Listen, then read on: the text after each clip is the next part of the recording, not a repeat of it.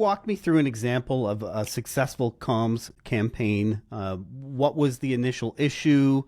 Who were the stakeholders that you identified? What did you do? And then I'm really interested, how did you measure it in the end to know that you got it right?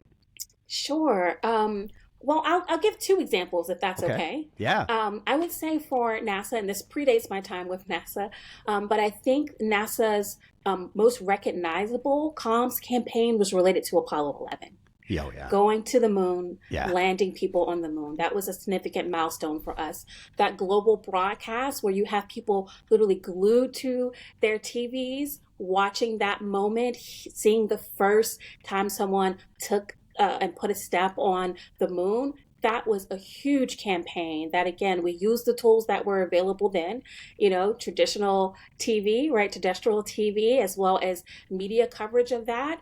And then we can fast forward to campaigns today that we have digital platforms and everyone kind of has those small little devices on the go where they get information instantaneously and they can share with hundreds or thousands or millions of people. One of the first campaigns that I worked on when I came to NASA was a mission called Parker Solar Probe. Does that ring a bell for you? Vaguely. Yeah. Yeah. Okay. Yeah. So Parker Solar Probe was our mission to, and our tagline was a mission to touch the sun. And so we were sending a probe to the sun to explore the sun.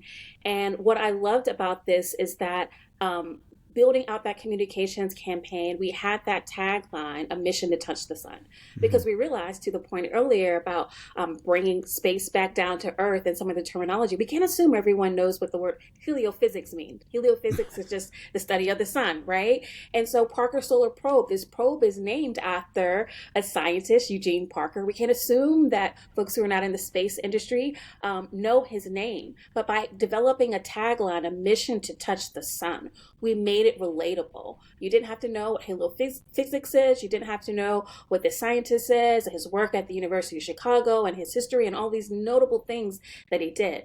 But we wanted people to walk away knowing that for the first time ever, NASA's going to the sun and we're going to touch the sun.